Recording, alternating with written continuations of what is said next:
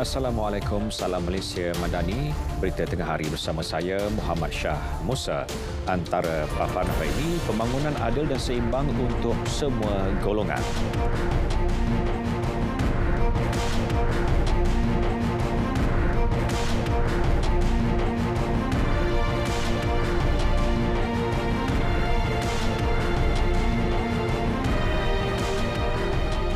Pelaksanaan konsep Malaysia Madani mesti menitik beratkan keseimbangan komuniti dalam pembangunan supaya pemacuan pertumbuhan dapat dirasai semua golongan. Jelas Perdana Menteri Datuk Seri Anwar Ibrahim, ini kerana mercu tanda pembangunan sesebuah masyarakat tidak seharusnya terkenal dengan bangunan tinggi semata-mata. Kerana bila kita bicara soal pembangunan ini pembangunan rakyat dan sekitar. Kita perbarui dalam Malaysia Madani ini perfahaman tentang apa arti pembangunan. Supaya pemacuan pertumbuhan itu untuk semua. Datuk Seri Anwar berucap pada perasmian Hari Lanskap Negara 2023 di Ipoh. Beliau turut mengingatkan semua Datuk Bandar dan yang dipertua Majlis PBT meneliti semula pelan pembangunan mereka agar misi pembangunan seimbang dapat dijayakan. Pada majlis ini turut diumumkan sejenis spesies orkid hybrid baharu yang dinamakan Aranda PMX Anwar sempena nama Perdana Menteri.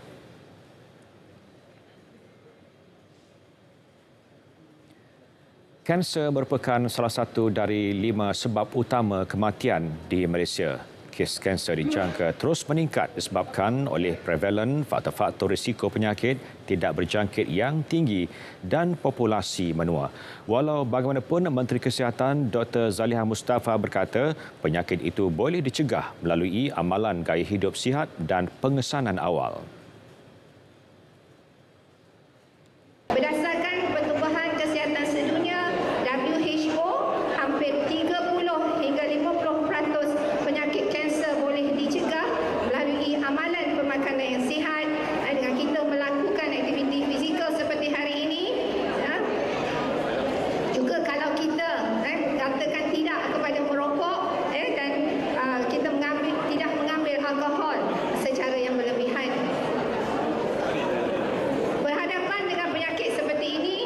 Seperti kanser ini tidak berhenti berakhir kehidupan kita. Sebenarnya kanser ini boleh dicegah dan ia boleh juga dikesan dengan awal dan mempunyai harapan untuk sembuh jika kita rawat. Dr. Zaliha berharap orang ramai tampil menjalani ujian saringan dan tidak melengah-lengahkan rawatan sekiranya dikesan kanser. Pada masa yang sama, tidak terpengaruh dengan rawatan-rawatan alternatif yang belum dibuktikan keberkesanannya. Beliau berucap pada acara perasmian World Cancer Day Fun Run 2023 di Institut Kanser Negara IKN Putrajaya. Larian tersebut merupakan acara penutup bagi sambutan Hari Kanser Sedunia yang disambut pada 4 Februari setiap tahun.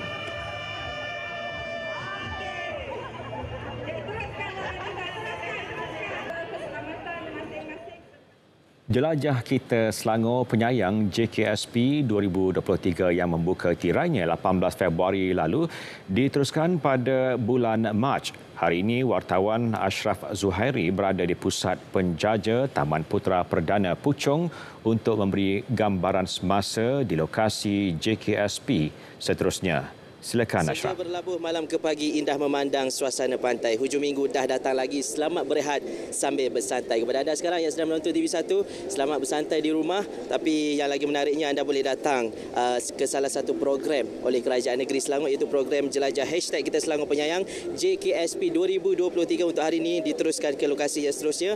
Hari ini 11 Mac 2023 JKSP bertempat di Sepang, dan untuk mengetahui apa highlight utama untuk JKSP daerah Sepang, saya bersama Puan Roziah Ismail, Esko Perumahan Kesejahteraan, Bandar dan Pembangunan Usahawan Selangor. Assalamualaikum, selamat tengah hari. Assalamualaikum, apa khabar? Alhamdulillah, sihat. Okey, kalau tengok ramai orang dekat sini, apa antara tarikan utama untuk JKSP Sepang kali ini? JKSP Sepang ni adalah yang kali ke-7 ya, jelajah yang telah pun diilham oleh Datuk Menteri Besar. Tetapi kali ini highlight kita di Sepang. Kita tahu Sepang ini adalah kawasan pembangunan ekonomi baru, ya, belt yang baru bagi Kerajaan Selangor yang saya rasa agak vibrant. Jadi di sini highlight kita, pastinya kita mahu masyarakat sekitar datang berkunjung, melihat sendiri program-program yang telah pun diusahakan dan diinisiatkan oleh Kerajaan Selangor, dan mereka terlibat, boleh secara langsung datang. Kalau hari biasa tu mereka kena pergi pejabat dan sebagainya. Hari ini hujung minggu datang di sini dan kita boleh terus berinteraksi dengan JC-JC yang ada, insyaAllah. Dan kali ini highlight kita adalah berkaitan dengan perumahan juga, ya. Perumahan itu agak penting sebab kita tengok pembangunan di Sepang ini agak menarik, banyak keperluan rakyat yang ada, dan yang pentingnya adalah kediaman untuk mereka juga, satu perkara yang amat penting. Jadi bersama saya juga di bawah jelajah ini kita ada semua ketua-ketua jabatan, kita ada YDP, kita ada daripada wakil daerah dan sebagainya, yang mana hubungan ini saya rasa occasion ini perlu diambilkan kesempatan oleh semua masyarakat, insyaAllah, kan. Dan yang penting Kerajaan Selangor ingin menyatakan dan menyampaikan apakah sebenarnya, ya, wawasan, hasrat dan juga bagaimana kita menguruskan negeri ini, dan apakah yang akan kita buat dalam masa tahun ini, insyaAllah. Antara perkara yang nak dihebahkan adalah mengenai Rumah Selangorku 3.0. Sebelum ni Rumah Selangorku 1.0, 2.0. Kalau untuk Rumah Selangorku 3.0 ni, apakah perbezaan yang ketara berbanding yang version sebelum ni? Yang paling ketara adalah kita hybridkan semua, ya. Hybridkan maksudnya Kerajaan Selangor sekarang ini melihat isu pemilikan rumah ini satu perkara yang penting, tetapi dalam masa sama juga kita ingin menunjukkan bahawa Kerajaan Selangor telah ada satu ekosistem perumahan yang baik. Pertama, di bawah lembaga perumahan kita telah ada program kalau tak semesti beli rumah, tetapi sewa rumah. Lepas tu tak ada sewa juga, kita ada buat simpanan untuk mereka untuk beli rumah. Tetapi RSKU 3.0 ini kita hybridkan, maksudnya kita gabungkan semua demand yang ada, dan kita buat mengikut kesesuaian masyarakat pada ketika ini. Contohnya, orang bujang nak rumah, boleh tak? Boleh. Ada solo satu. Ya, orang masyarakat yang baru berkahwin, dia tak perlu rumah bilik 3, dia perlu bilik 2. So kita panggil duo, ya, bilik 2 bilik, dan 3 bilik untuk keluarga yang lebih besar, 4 bilik untuk keluarga yang ada. Tapi yang menariknya, kekal harganya maksimum RM250,000 sahaja, termasuk dah siap juga, kita dah bagi kos itu untuk pemilik rumah nanti telah pun dapat pemilikan tanpa bayaran nanti. Maknanya selepas mereka dapat rumah, kos itu telah pun ada di dalam kos perumahan tu, termasuk 2 tahun penyelenggaraan dan kos guaman. Tak ada di tempat lain, hanya di Selangor. Yeah. Itu boleh dikatakan harga sangat batutan. Yeah. Tapi yes, ini adalah inisiatif Badan Negeri Selangor yang pastinya ada yang menyambut baik dan juga ada yang ambil rumah ni. Tetapi bukan untuk duduk sendiri. Itu macam mana pula tu? Itu sebab itu kita kali ini yang paling tegas adalah tentang pemilikan, syarat-syarat pemilikan juga. Tetapi kalau dulu yang penting RSKU 3.0 ini kita mengukur tahap ekonomi seseorang. Dulu dah beli sekali, tak boleh nak beli banyak dah kali kedua. Tetapi katalah kita bujang beli solo, tetapi macam mana kita nak ukur sama ada mereka mampu tahap ekonomi dia meningkat, dia kena surrender rumah tu balik kepada kerajaan dan dia boleh beli rumah yang lebih besar. Kita bagi peluang kali kedua untuk mereka, kan. Tetapi yang penting ada kawalan. Sekarang ini masalah besar, stok rumah mampu milik ini tak cukup sebab kita sentiasa kena buat. Sebabnya kadang-kadang orang yang membeli rumah ni mereka ada tahapnya dia jual.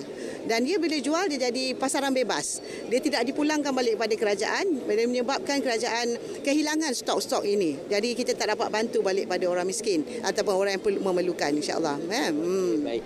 Itu baru sikit info bagi dekat sini. Kalau anda nak tahu lagi banyak lebih info mengenai inisiatif daripada Kerajaan Negeri Selangor, anda boleh datang ke Pusat Penjaja Taman Putera Perdana Puchong dan memeriahkan jelajah #Kita Selangor Penyayang Daerah Sepang 2023. Saya nak pergi jalan-jalan, banyak benda dekat sini saya nak kena explore. Kembali bersama dengan rakan penyampai di studio Angkasa Puri. Silakan.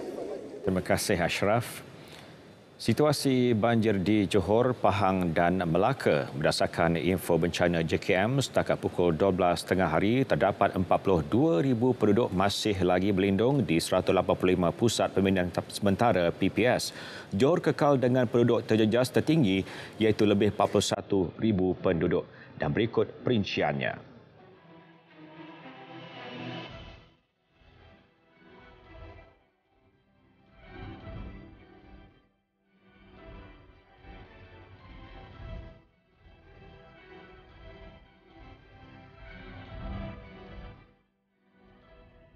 Program Sosioekonomi Kawasan Keselamatan Khas Pantai Timur Sabah Eskom membantu memperkasakan taraf ekonomi dan kesejahteraan penduduk di kawasan Zon Selamat Timur Sabah S-Zone. Usaha itu dilaksana melalui kerjasama pintar dan kolaborasi bersama Jabatan Pembangunan Sumber Manusia JPSM Negeri. Ketua Pegawai Eksekutif Eskom Dr. Jamaluddin Muhammad Ali berkata, melalui program ini peserta berpeluang menjana pendapatan dan memperbaiki taraf ekonomi keluarga masing-masing.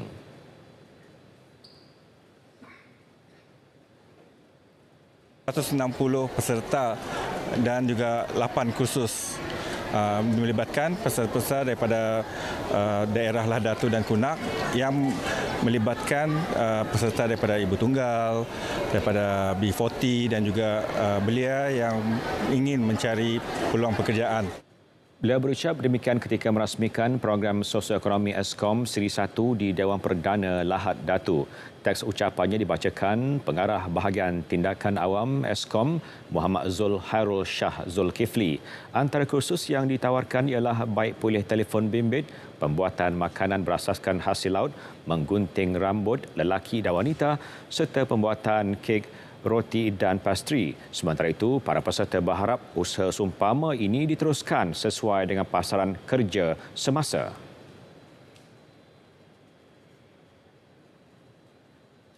Saya akan membuka salon kecil-kecilan di kampung ataupun mungkin juga saya akan buka salon bergerak. Tujuannya untuk kita berkongsi ilmu, mendapat ilmu yang baru untuk penjana pendapatan lah, terutama untuk suri-suri rumah. Perancangan selepas ini insya-Allah ilmu yang diberikan itu akan saya manfaatkan untuk mengembangkan lagi pendapatan dan juga jadi salah satu idea untuk menjana pendapatan. Saksikan selawat dan munajat perdana untuk Malaysia bersama Yang Amat Berhormat Datuk Seri Anwar Ibrahim, Perdana Menteri, secara langsung dari Stadium Ceras, Kuala Lumpur pada hari Sabtu 11 Mac 2023 pukul 9 hingga 10.15 malam di TV1, rtmclick.rtm.gov.my, Facebook TV1, JAKIM dan YouTube TV JAKIM. Orang ramai dijemput hadir.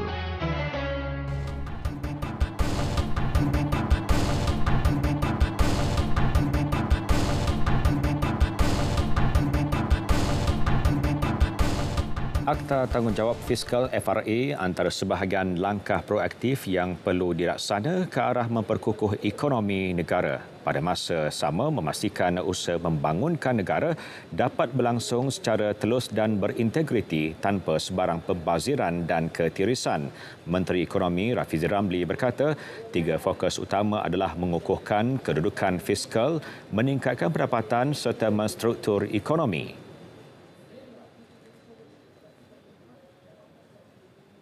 Our problems in the past is basically how we spend our money.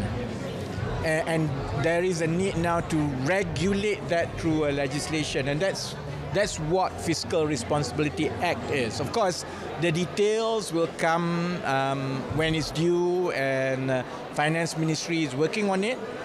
But I think it will send a very strong signal, first to the market at this junction, but also it sets the so-called governance framework for public finances in greater details. Rafizi ditemui selepas menghadiri Majlis Apresiasi Pemegang Taruh Pertubuhan Akauntan Bertauliah Bersekutu ACCA 2023 di Ibu Negara. Majlis memperingati 86 tahun kerjasama pertubuhan itu dengan rakan strategik yang menyumbang kepada pembentukan profesion perakaunan di negara ini, termasuk majikan, badan-badan profesional kebangsaan, agensi kerajaan, pengawal selia dan ahli-ahli ACCA serta institusi pengajian tinggi. Pengenalan Meta Creator Academy akan menggalakkan perkembangan e-dagang yang lebih pesat di negara ini. Perbadanan Ekonomi Digital Malaysia MDEC optimis inisiatif Meta Malaysia itu akan merangsang ekonomi digital selain memberi sumbangan lebih tinggi kepada keluaran dalam negara kasar menerusi penciptaan kandungan. Menurut Ketua Pegawai Pelaburan Digital MDEC, Raymond Siva, sejajar permintaan yang meningkat dalam e-dagang, ekonomi digital menyumbang 23.2% kepada KDNK tahun lalu dan dijangka melonjak kepada 25.5% menjelang 2025. That is stated under the My Digital Economy Blueprint, right? The Malaysian Digital Economy Blueprint. It is already at 23.2% as of last year. So we expect this number to be surpassed. What is driving this really is e-commerce. The creator economy is catching up, right? Because if you think about e-commerce, a lot of it is on live selling, right? On Instagram Live, on Facebook Live, and you see that coming up. And a lot of influencers are on these channels doing commerce and trading. Beliau berkata demikian selepas pelancaran Meta Creator Academy di Ibu Negara. Menerusinya, pencipta kandungan yang berada di peringkat permulaan kerjaya akan dilatih dan didedahkan cara-cara menggunakan peralatan digital bagi menarik lebih ramai penonton selain membina jenama mereka tersendiri.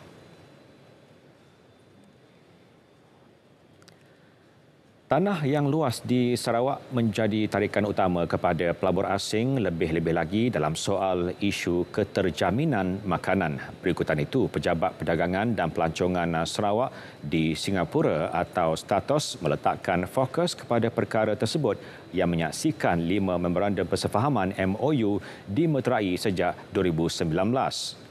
Pengurus Perdagangan dan Pelaburan Statos Tan Teng Cheng berkata perjanjian tersebut menandakan hubungan kerjasama yang lama antara Sarawak dengan Singapura, termasuk bekalan haiwan ternakan, sektor digital, tenaga boleh diperbarui dan agro makanan. Two ways into Sarawak and also SMEs of Sarawak visiting Singapore to understand the market better. Just 2 weeks ago, we have a sizable group of 52 SMEs from Singapore. They are here. They were here on a 3-day trip to understand the requirement of the Sarawak market, the opportunities that Sarawak can offer, to these overseas business men. Beliau ditemui pada Jeraya Wara Status 2023 di Kuching turut menyasarkan untuk meningkatkan hubungan dagangan dua hala sektor perdagangan, pelaburan dan pelancongan Sarawak Singapura. Jeraya Wara sehari tersebut bertujuan membolehkan lebih banyak PKS mengetahui tentang khidmat yang disediakan oleh Status kepada komuniti perniagaan di Sarawak untuk menembusi pasaran Singapura. Kerajaan negeri sebelum ini turut mencadangkan agar pejabat berperanan serupa Status untuk dibuka di Brunei dan Pontianak, Indonesia.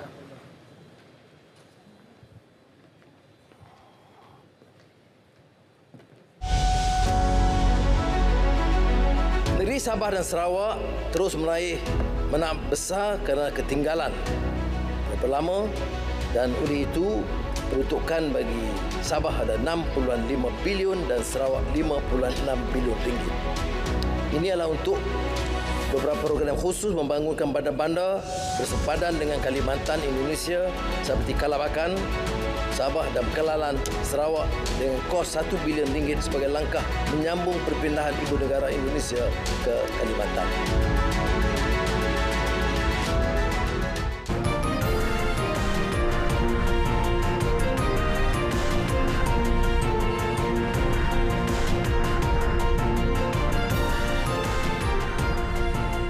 beralih ke perkembangan luar negara. Presiden Turki Recep Tayyip Erdogan menetapkan pilihan raya presiden dan parlimen negara itu pada 14 Mei, sebulan lebih awal daripada dijadualkan. Erdogan memetik perkara 116 Perlembagaan Turki untuk mengadakan pilihan raya pada 14 Mei yang sebelum ini dijadual pada 18 Jun. Lembaga pilihan raya tertinggi akan melancarkan jadual pilihan raya selama 2 bulan selepas keputusan itu disiarkan menerusi warta rasmi negara. Keputusan dibuat memandangkan peperiksaan universiti akan berlangsung pada 18 Jun termasuk cuti persekolahan. Erdogan akan bertanding dalam pilihan raya presiden akan datang sebagai calon Perikatan Rakyat. Blok itu dibentuk oleh Parti Keadilan dan Parti Pembangunan yang memerintah, Parti Gerakan Nasionalis dan Parti Kesatuan Mega. Beliau akan dicabar Kemal Kılıçdaroğlu dari Parti Pembangkang National Alliance yang terdiri daripada 6 gabungan.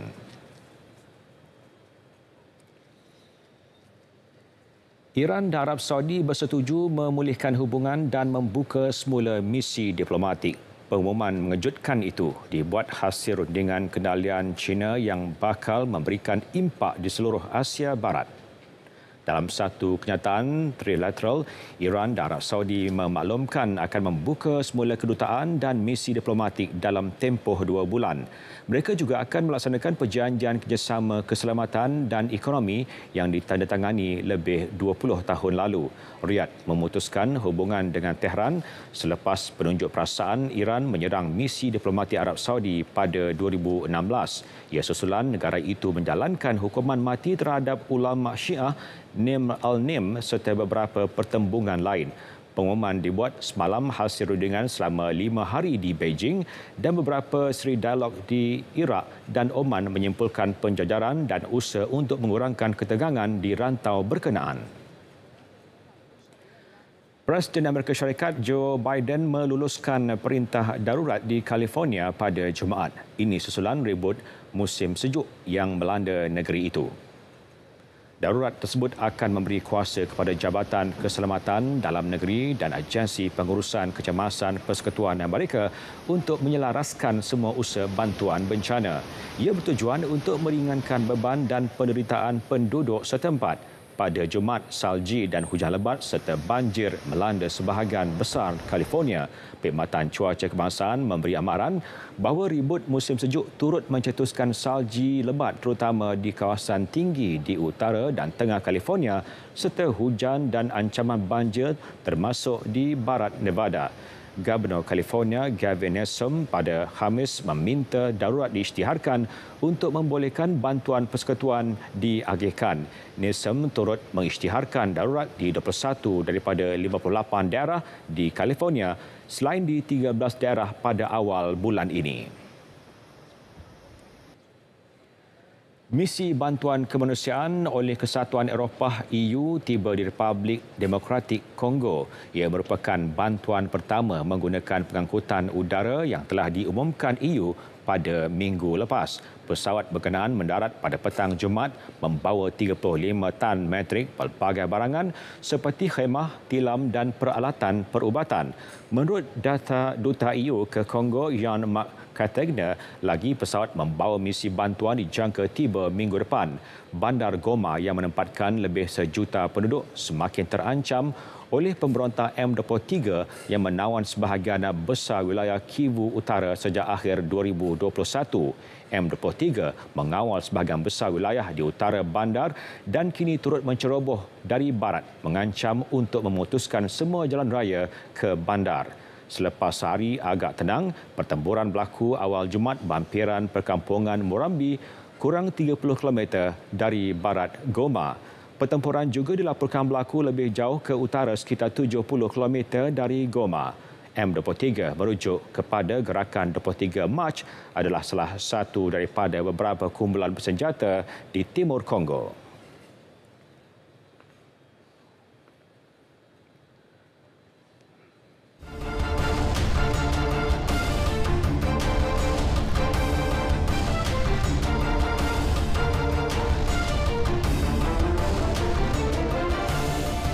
Perkembangan sukan badminton terbuka Jerman, jaguh bergu wanita Malaysia Palitan M. Tina berada dalam kelas tersendiri apabila menjadi wakil tunggal negara yang berjaya menempah slot ke peringkat separuh akhir kejohanan. Bergu nombor 6 dunia itu tidak mempunyai masalah untuk menundukkan pasangan dari Jepun Mayu Matsumoto Wakana Nagahara dengan keputusan 21-17, 18-21, 21-11 dalam saingan peringkat suku akhir awal pagi tadi. Selepas ini, juara Sukan Commonwealth 2022 itu akan bertemu bergu Jepun Nami Matsuyama Chiharu Shida yang juga pilihan pertama kejohanan pada lewat malam ini bagi memburu slot ke pentas final. Penli Tina yang juga pilihan ketiga kejohanan hanya pernah menewaskan Nami Chiharu sekali iaitu pada kejohanan terbuka Perancis 2022 sebelum tewas kepada bergu yang berada di ranking kedua dunia itu sebanyak 7 kali. Perkembangan Liga Perdana Inggeris, pengurus Liverpool Jurgen Klopp percaya pasukannya mampu menamatkan saingan musim ini dalam kelompok 4 teratas. Menurut Klopp, keyakinannya berdasarkan kemampuan pasukan yang mula menyelah ketika ini. Jelas beliau pelaburan kelab mendapatkan beberapa pemain untuk jentera serangan telah menampakkan hasil. Beliau juga akui langkah pasukan membawa masuk pemain seperti Luis Diaz, Darwin Núñez dan Cody Gakpo sebelum jendela perpindahan ditutup adalah tindakan bijak. Dalam masa sama, Roberto Firmino dan Mohamed Salah kekal sebagai penyerang terbaik The Reds.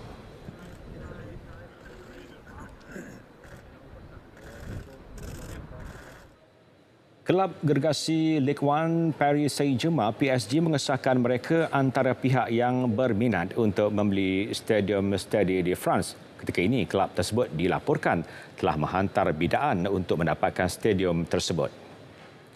Sebelum ini, kerajaan Perancis membuka bidaan stadium terbesar itu dengan harga sekitar 600 juta euro. Stadium berkenaan mempunyai kapasiti 81,500 tempat duduk dan akan digunakan bagi penganjuran Sukan Olimpik Paris 2024. Menurut Menteri Sukan Perancis Amélie Oudéa-Castéra, penjualan stadium negara itu merupakan satu pilihan. Media tempatan melaporkan bidaan tersebut akan tamat pada 27 April 2023.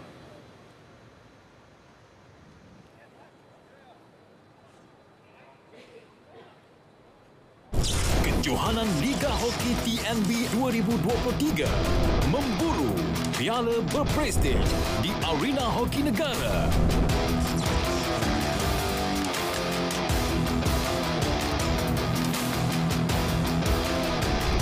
Saksikan juga secara penstreaman langsung di RTM Klik. Kejohanan Liga Hoki TNB 2023 eksklusif hanya di RTM. Baik, saudara, berita tengah hari berakhir di sini. Dapatkan perkembangan sahih sepanjang masa melalui portal berita.rtm.gov.my yang sahih di RTM. Salam Malaysia Madani dan Assalamualaikum.